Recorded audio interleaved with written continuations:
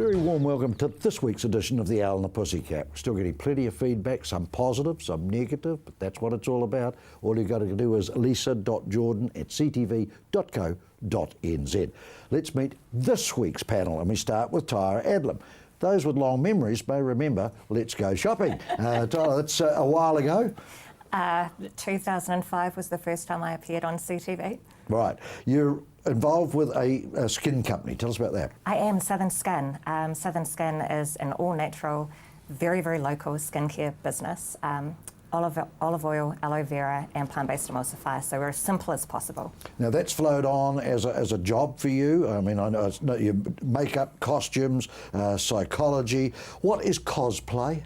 Cosplay is a lot of fun, and it's also basically attending what we like to call geek culture events, dressing up in full character. As what? As any character you like. When you say geek, so it's costume play. It's costume play, right. exactly. Oh, cool. So do you go to things like Comic-Con and stuff like that? Not Comic-Con, but I did recently go to Armageddon. And I went as Maleficent. We'll get to be gorgeous as Maleficent. We're not so busy talking, which means that's right. Jenny Evans is back again with us. 19-year-old identical twin girls, 13-year-old son, and she has the go-to company, which means what? Well, I am the go-to girl for marketing and events, so that's what we do, and have a lot of fun doing it. Has a French partner as well. I do. Very exotic, isn't it? No two It ways is very about it. romantic. Jane, a Southern Belle, is up here, working obviously in Christchurch now, in Canterbury now, loves Spates. Mainland dating. Now this is fascinating because you've had a very good strike rate. I do, yes. I've got lots and lots of couples that have met through my service, and it works beautifully because all I do is the introduction. I just get groups of social singles together to meet so that they can actually just meet people without feeling that they're drunk down at the pub on a Friday night, which is a terrible situation. Beer goggles are no good. And likewise, people are a bit nervous about internet dating because they're not quite sure who they're meeting. Just interesting, Jane, you were on last week's program and we've had some emails come in along the lines of, does alcohol have to be involved in your dating service? No. I run my events on a Monday and a Tuesday night specifically so that I'm not encouraging people to say, hey, Thursday night, Friday night, let's have a quiet drink. I want people to come to my events and have an enjoyable evening. Where are the events held? In a licensed bar that so I've they booked can out. get a Dutch courage if So they they want can to. get a drink if they want to, but having 7 is a problem. Tyra, you're on the lookout at the moment, you tell me. No. Have you joined up with the dating service? I'm single, but I'm certainly not actively looking. I'm very, very content and single I though. was going to say you content in your own skin, but of course you work in that company, don't you? So we won't get too But much. I do have a lot of female friends, single female friends. I I'll can talk to send you your way. later. Please do. Kristen from Papanui is our first letter, and it's a very complimentary one, and it's very appropriate to the panel that we've got with you tonight. But I can tell you, I'm wondering how to get my husband to look as good as you, Pete. Love that, okay? He has no fashion sense and doesn't wear any of the clothes I buy him. I love him, but it's actually quite embarrassing when we go out to formal occasions. Please help me. What do you do when the old man won't play the game? She says she buys him his clothes. Yes. I mean, is he like a 15-year-old schoolboy or something? Obviously, he has. Maybe she needs to take him have shopping. Absolutely no interest. Maybe she needs to take him shopping. Maybe he would be interested if she actually Well, let's say that went they do with go him. shopping together. They buy the gear, and he doesn't wear it. What do you do? Well, he's got to wear something, hasn't Yeah, but he loves his old, comfort zone, I suppose. Don't know. he? Maybe she needs to throw them out. Maybe the on a old stuff. special occasion when there's something coming up and she knows exactly what she wants him to wear, she puts all the other clothes in the wash. Right, or throw them out. I was just about to say, hide them. throw them out. Hide them. Yeah, hide them, because they are his favourites. There could be a huge amount of matrimonial discourse if they all go, but if they're gone for the one particular night where there's one outfit sitting in the cupboard that's going to be suitable for him to wear, there might be There's the a way lot to of go. washing. Yeah. Does it amaze you that it's that big a deal? I can understand the frustration from Kirsten from Papanui's point of view, but, hey, life moves on. I mean, look, we live in a very, very superficial society, let's be honest, and people place an awful lot of value on how people look. And this is the issue when you meet people for the first time, their entire perception of who you are is based solely on how you look Absolutely. until they start talking to you. Yeah. So if you're a woman and you're dressed up and you want to feel glam and you're going out with your partner Who and looks a he's plonker. dowdy, then you're leaving a really bad first impression for other people, and that's just the society. And she we doesn't live in. want to be judged probably on having No. picked a man that can't dress Shitty, in your the same French way. partner would be wonderful. Well, he loves Magnifique. clothes, absolutely, très magnifique. But he loves clothes, and I Right. think that's the European thing. I mean, he wouldn't dream of going out, and he's very sporty, but he wouldn't dream of going out wearing a rugby shirt or a football shirt, which a lot of Kiwi blokes and English blokes, I have to say, do that. They go out in their sporty Just a wear. side issue, it really grates on me. Old men wearing shirts out. I mean, for God's sake, you know, it's like a ponytail on an old bloke. Looks ridiculous, doesn't it? Yeah. We were always taught to have the shirt in or else we got the cane. It was as simple as that. But this shirt out look, what the hell's going on? It's the fashionable look, I suppose, for some. Maybe it's because of the tummies. Everyone's Yeah. different. On last week, I went down to see Rod Stewart down in Dunedin. Yes. And he looked very dapper each time when he came out with his blazer or his leather I've jacket seen on. Rod, yep. But when he took it off, when he was getting going with his rock numbers, the first thing he did when he took his jacket off was to untuck one side of his shirt. Oh, no. Which I thought What's was the kind of go? a foot in each canvas. Yeah, you know. absolutely. That's a little bit too try-hard, isn't it? All right, so we'll move on from that. Very interesting way, this is a question from Darfield, very interesting way to spell your name, Rebecca, Rebekah. You ever heard that before? Yes. Yeah. Yes, yeah. Okay. I think we're going to go to a break. We'll come back and deal with Rebecca, Rebekah. Love the spelling of it. Back in a moment.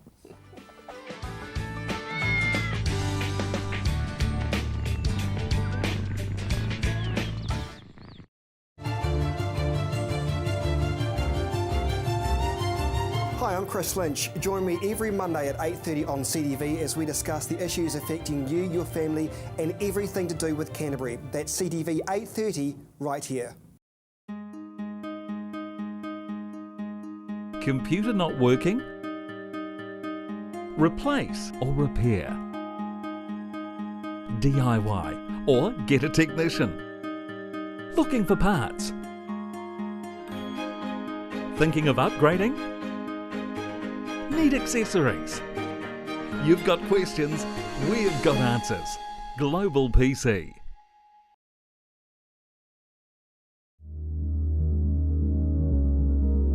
The preparation, the devotion, the fearlessness, the intensity. Runway model management. First impressions are everything.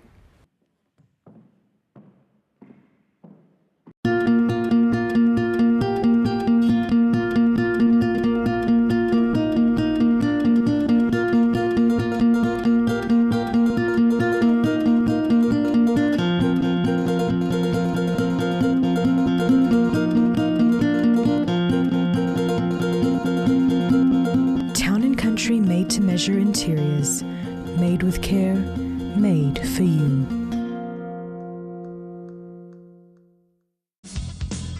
Join Graham Sinclair and the team at Gone Fishing as they bring you great stories, fishing tips, and beautiful scenery.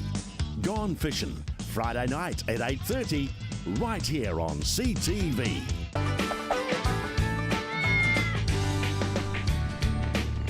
We all reckon in the commercial break you'd be the only Rebecca spelt that way in Darfield. Good on you. Stick to it too. Okay, the question is, I'm in my 30s and I'm interested in trying out burlesque, which I'd like an opinion on burlesque because I'm not overly sure what it is, or pole dancing, as I want to step outside my comfort zone. I can understand that, Rebecca, living in Darfield, you definitely would want to, and get back into dancing. I've never done these types before. My partner thinks that they're far too sexy and doesn't want me to do them. Is that fair? Tara, you're in not quite that industry, but you've, yeah. Have you had a go at burlesque? I haven't. It's something I actually myself. I Can you would explain attempt. what burlesque is? Can somebody help us with what burlesque actually is? Burlesque is sensual performing. It's dance without removing the clothing, but it's in lingerie. So it is very sensual. It is provocative. but it's not stripping. Right. Have either of the other two pedals had a go at burlesque or pole dancing? No. Been to the burlesque show at the Buskers, which I highly recommend, which is great. Yeah. But no, haven't done it. It's becoming more in vogue, though, isn't it, burlesque? I think it's totally quite trendy, yeah, definitely. And it's interesting for Rebecca because her boyfriend is saying, oh, it's too sexy. But she maybe needs to explain to him that when she goes along to either a burlesque or a pole dancing class, she's doing it with a pile of other women in a really supportive environment where they're doing it and they're getting, you know, they're having lots of fun. She'll be coming home practicing on him only. And if she ever gets to the point where she's doing a performance, they normally are sort of these amateur nights where it's all the friends and family that are going along. So it's Maybe that's what he doesn't want. He doesn't want his best mate seeing her in her underwear. No, because she will be dancing only for him, and she needs to do a good charm job on him so that he knows that. But I've been along to one of these nights where all the girls that have done the training have then done the performance night, and it's absolutely brilliant. And honestly, it just makes all the girls in the audience go, when is the next course? But Tyra, what amazes me is how fit they've got to be. Well, this is the thing, is that it's actually, for a lot of women, it's a way to stay fit or hard get work. fit. Yeah. And I think the thing that strikes me is that this partner who is saying, oh, it's too sexy, I mean, that's a very insecure place for that to come from. It's the idea of, well, if my partner is doing something that's very sexy and provocative and people are going to view that and they're going to find that alluring, is she going to get other offers? And are they going to be offers that are better than what I'm presenting to the table? So I think maybe what Rebecca could do is actually invite this partner to come along and actually see what it's about. I mean, you know what I'd do if I was Rebecca? I'd say probably your partner, Rebecca, he probably has an orgasm watching Kiwi playing Darfield or something because he thinks it's sexy. Get a life, Noddy. Okay, that's my comment about it. Get your kit off as often as you like. Trade him in for a tractor. You would say that, Pete. Trade him in for a say tractor that. or a head or something like that. Right. The crime rate has gone down in Canterbury, which is a good sign. What do Cantabrians think about that?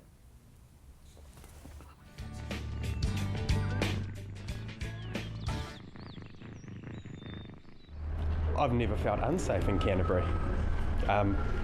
Yeah, so good work on the crime rate going down, but Canterbury's a great place to live. I feel it's a lot safer than it was before, yeah. A lot safer. No, I don't really. No, it's just the same as anywhere else in the world. I mean, that's a random thing, isn't it? Crimes. It doesn't really seem like it's gone down. In a way, it still feels the same. Yeah. Do you feel safer? I suppose in different areas, it feels safer, but other than that, not really. Crime rate's gone down. Well, that's nice to know, isn't it? Do I feel any different? I'm always safe in Canterbury. It's a lovely place. Yeah. I feel the Christchurch is the best city in New Zealand. Yeah. I quite love here. Even the earthquake happened, I still stay here, and I feel safety. Yeah, very good. We're safe here. Yeah, coming from where I come from. Although crime, I am seeing things here happening that I left 10 years ago in the UK. So it is changing, definitely. All right, that's the thoughts on the crime rate, and I don't really think that I sort of get myself in an area where I feel threatened at different times or whatnot, but then I'm not up the strip, or I'm not, there's not the strip now, but Victoria Street or whatever. I think around the house I feel safe. I don't, firstly, it's great the crime rate's come down. Oh, what a positive. Yeah. Absolutely. Yeah, because it's very trying circumstances in Canterbury, isn't it? The amount of empty homes, we've got an influx of immigrant workers who are all new to the city, so full marks to the police. Do you guys actually feel safer in yourselves? I mean, I've always felt safe here. I mean, I don't know whether that's because I come from London, where you don't really feel very safe. In London. Yeah. Other cities I don't, but London I do. Okay, well, it's certainly better than when I grew up there, certainly. But here I've always felt safe. And I do go out. I do go out quite a bit on Victoria Street or out at night and out quite late, Strangers Lane, wherever. And I think that we've got a really great city. It's well lit. There is where there are lots of people. Obviously, you wouldn't go wandering around the sort of places where there's demolished buildings and things like that. You wouldn't want to do that. But Tyra, you feel safe? Yeah, but then I think I've always felt safe. But it's also the idea of crime is down, but on what spectrum are we defining what this crime is? Elaborate on that. As a prime example, I think every woman in Canterbury can say that at some point she has been hollered at, she has been in a bar or a restaurant and someone has copped a feel as she's walked past. I mean, do we consider this to be the same level of crime that we're talking about? Well, is it considered crime? Yeah, well, I mean, this is that the kind thing. of thing, is it? Yeah. Well, it's sexual harassment. Yeah. So, I mean, it's hard to kind of gauge exactly what we mean when we say, do we feel My safer? dear old mother used to say she got old, no one ever does it to me now. You know, so it can work both ways, can't it, Jane? Do they talking about violent crime? Do they say no, what it's just type of crime in general, they're saying, I think. Okay. And yeah, so they went out in the street and do Cantabs feel safer? You know. But I think that's a very good point Tara brings up. You know, what is determined as crime? You know, and how do they measure it? Because that's one of the things that does come up is, you know, what are the stats that they're using and are they wiggling them to make them look better? I mean, I remember a couple of weeks ago in the Star newspaper reading about the amount of burglaries that are going on, and they're on the increase, so crime rate down, burglaries up, but also talking about how few of the burglaries are getting solved. Correct. Now, there was an interesting performance with Valentino's, wasn't it, where somebody broke in the back yes, door, and he took put it the on backpack, social went to the media. police, Yeah. police didn't want to know about it.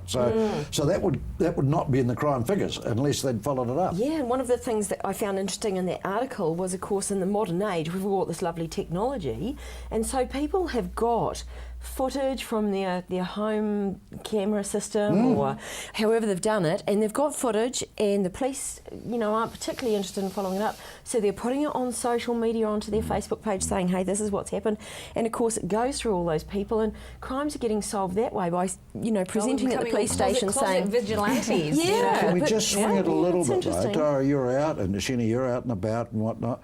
Everything you do now can be recorded. Is that a bit of a restrictor? I feel vulnerable to it. You have to watch your behaviour. Correct. It's really interesting because I think about my younger day, getting pissed as a fart, doing stupid things, as you do. You mean you don't do that anymore, Jane? No. That was in Southland. Everybody did it. Yeah. But it's that funny thing is that if I go and do that now, someone could be filming me. Correct. It could go anywhere, however.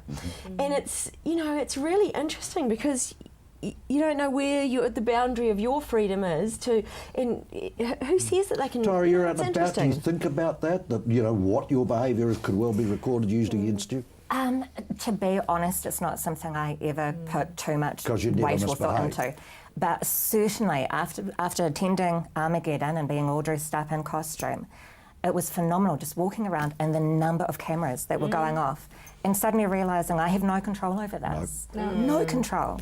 I don't know who these people are, where they're posting these photos, what they're doing with them. They don't get you to sign a release form or anything, Nothing do they? like that. And of course, you're so caught up in the moment, you just kind of go along with that. And from my point of view, if I'm not on the social media, I can't even see where it's finished up. No. That's the sad thing. Okay, we'll be back for the last time on the Owl and the Pussycat for this week.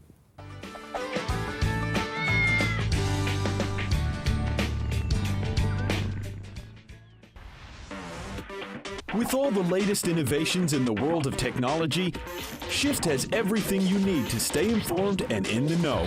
Shift, 2:15 on Monday, right here on CTV.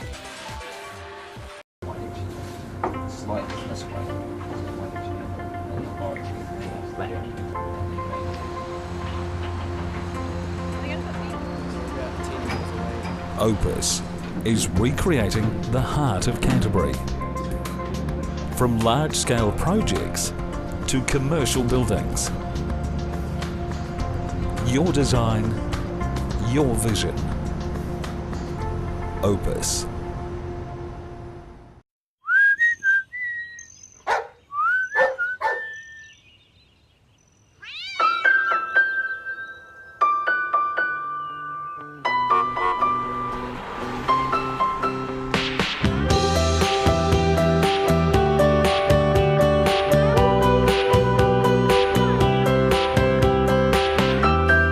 Colour in your life.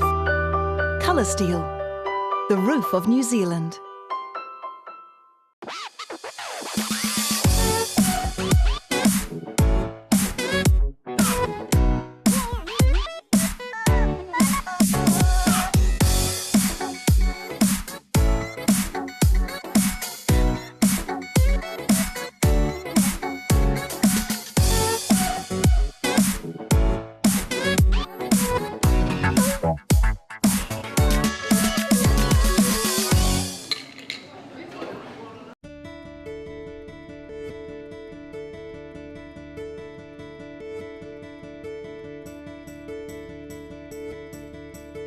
Diversity.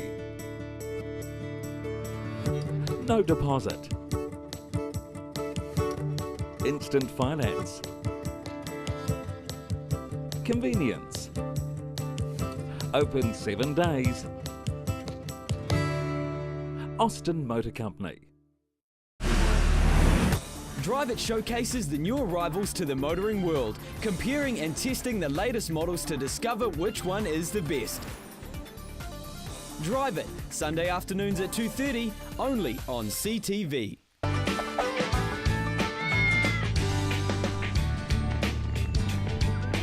Now, regrettably, and I know how sorry you'll be at home, that this is the last part of the show this week. So, yeah, listen very carefully. Okay.